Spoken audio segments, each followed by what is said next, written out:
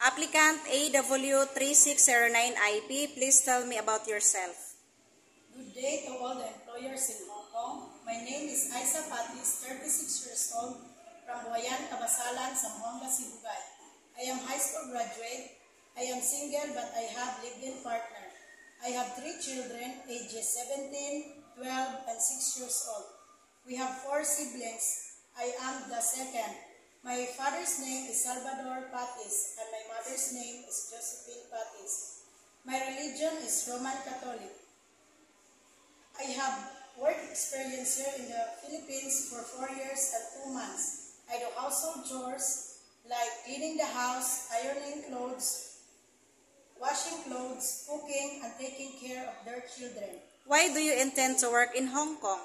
Because it's high salary and I want to provide the needs of my family.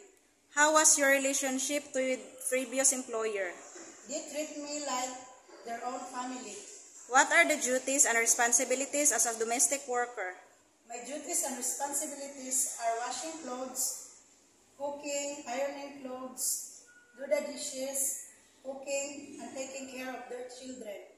What the parts of the house that needs to be cleaned most? First, kitchen, we can prepare food.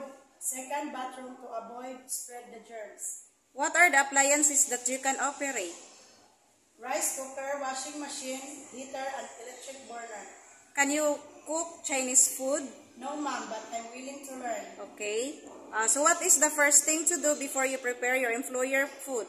I'm always washing my hands. What are the good attitude traits that you can build to your future employer? I am good employee, obedience, honest, trustworthy, and hardworking. What is your message to your future employer? Ma'am and sir, if you give me a chance to be your domestic worker, I promise to do my duty and responsibility very well. Thank you and God bless.